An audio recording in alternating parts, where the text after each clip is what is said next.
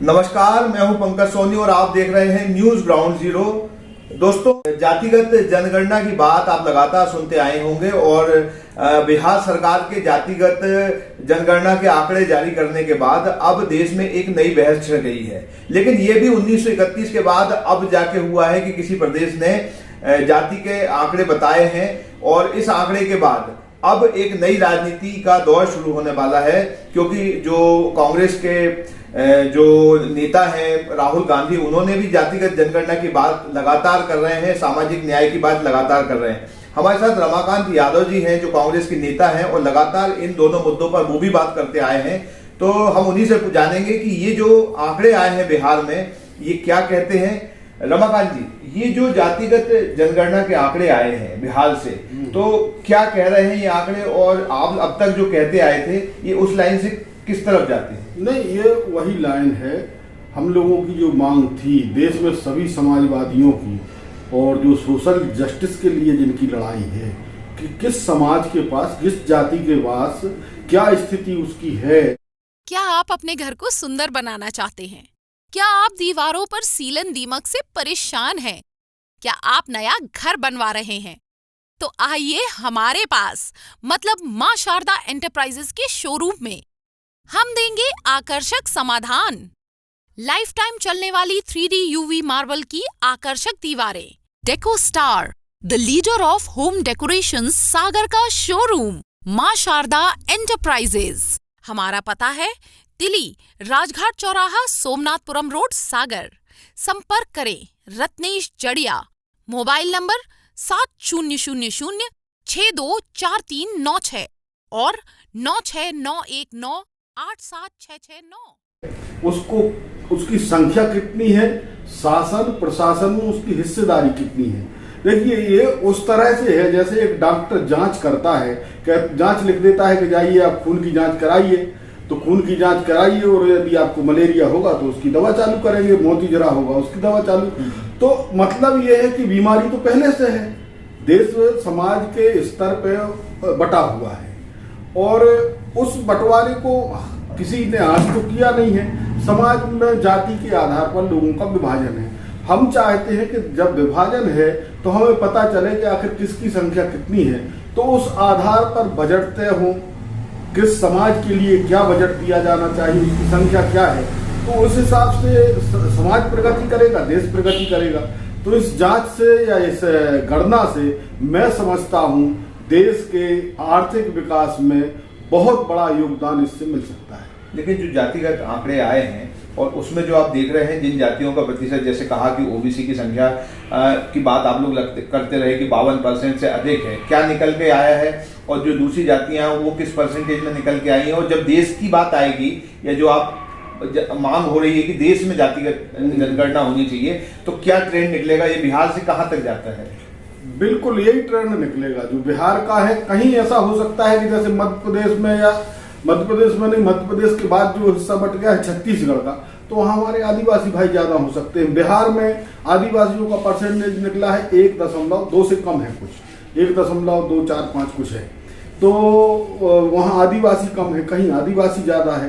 तो उस हिसाब से, लेकिन आफ्टर ऑल जो पूरे देश का आंकड़ा निकलेगा तो वहाँ 27% ओबीसी है बिहार में, और 36% अति पिछड़ा है।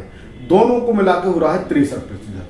19% वहाँ पर है अनुसूचित जाति, 1% है जनजाति, और सामान्य सवर्ण वर्ग जो है उसकी संख्या 15% है। उसमें भी जातियों का भी विभाजन है।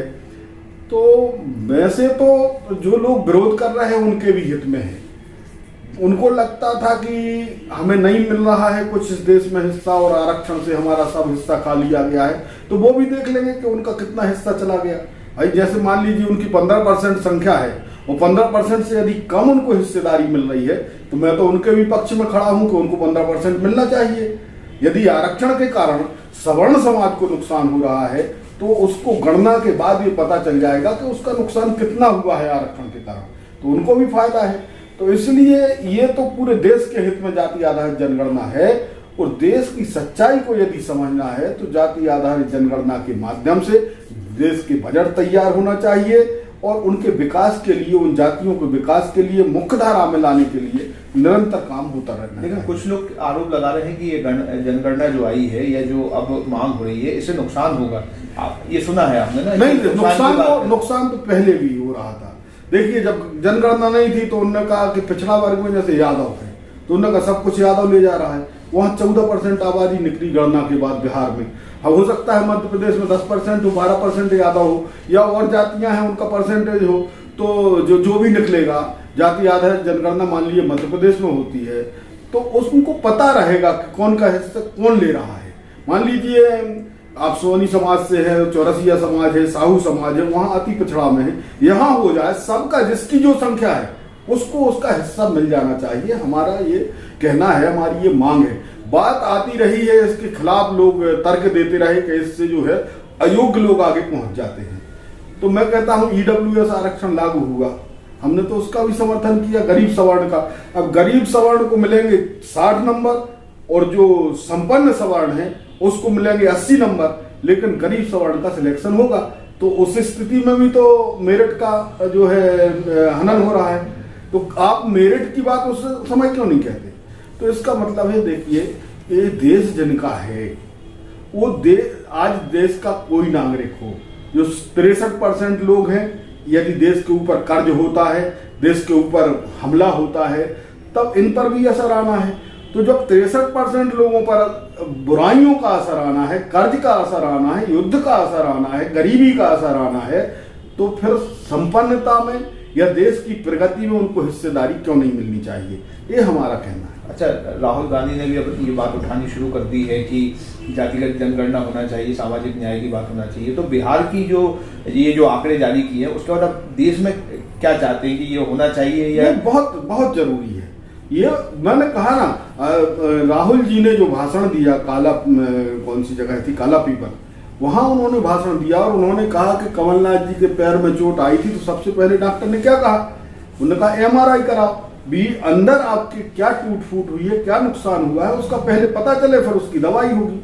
जब हमें समस्या का ही पता नहीं होगा तो उसका इलाज कैसे होगा? तो अब हम समझ रहे हैं कि आखिर समस्या है कहाँ। तो इस जाति आधारित जनगणना से एक्सरे हो रहा है समाज का कि इनकी संख्या तो इतनी है लेकिन ये पहुंच नहीं पा रहे। आज देख लीजिए, योग्यता की बात उठती है।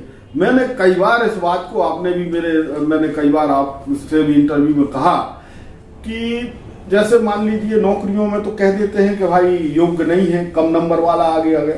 अभी विधानसभा चुनाव होने हैं, तो विधानसभा चुनाव में क्या योग्यता देखती हैं पार्टियां कि 55 टिकट दोनों पार्टियों ने, कांग्रेस और भारतीय जनता पार्टी ने पिछड़े वर्ग को दिए, जबकि हमारी संख्या 50% तो सरकार ने कोर्ट में माना है, 50.09% संख्या मध्य प्रदेश में पिछड़े वर्ग की है। तो आधी आबादी हमारी है, तो 115 टिकट पिछड़े वर्ग को मिलना चाहिए, लेकिन नहीं मिलते। कहाँ की योग्यता देखते हो? योग्यता नहीं देखते आप। हमारे साथ नाइंसाफी हो रही है और उस नाइंसाफी के खिलाफ हमारी लड़ाई है। हमारी किसी वर्ग के खिलाफ लड़ाई नहीं है, लेकिन अब चूंकि आप यदि हिस्सा हमारा दबाए हुए हो तो आपको बुरा लगेगा। तो इस चुनाव में इस मुद्दे का कितना असर दिखने वाला है? इस मुद्दे का बहुत असर दिखने वाला है। बहुत सारे लोगों ने संघर्ष किया और ये बात जो मैं कह रहा हूं, ये किसी यादव ने शुरू नहीं की, किसी पिछड़ा वर्ग के आदमी ने शुरू नहीं की। डॉक्टर राम मनोहर लोहिया जो वैश्य समाज से आते थे, उन्होंने कहा कि पिछड़ा पाव 100 में 60, ठीक है, उनका ये नारा था।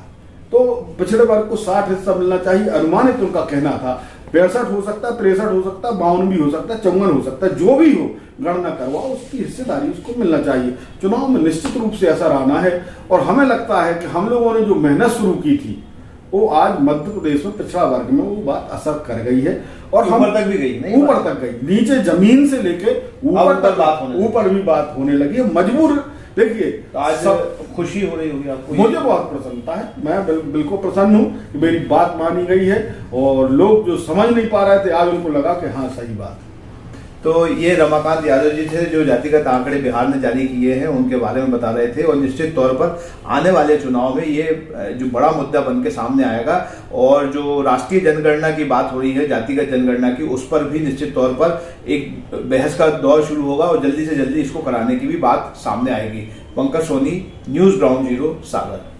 शहर से बाहर जाने के लिए वन वे टैक्सी चाहिए या लोकल सिटी के लिए कैब या फिर एयरपोर्ट पिकअप ड्रॉप की हो जरूरत? चुनिए अपने पसंद की कैब और पाइए बेस्ट ऑफर्स के साथ मोस्ट कंफर्टेबल राइड सिर्फ और सिर्फ 77 कैब्स ऐप पर। आज ही गूगल प्ले स्टोर से 77 कैब्स की ऐप डाउनलोड करें या विजिट करें www.77cabs.com और बुक करें अपनी राइड।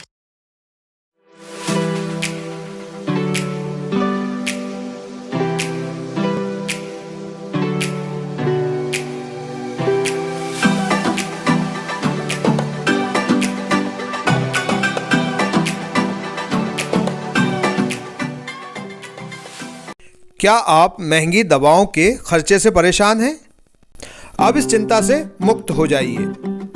दवाओं के खर्चे में कीजिए 90% तक की बचत दवा इंडिया जेनेरिक फार्मेसी के साथ। उच्च गुणवत्ता और कम कीमत दोनों एक साथ। 1500 से अधिक दवाइयां उपलब्ध, सभी उत्पाद FDA द्वारा प्रमाणित। हमारा पता है Dawa India generic pharmacy, Sugandha complex, Parkota सागर।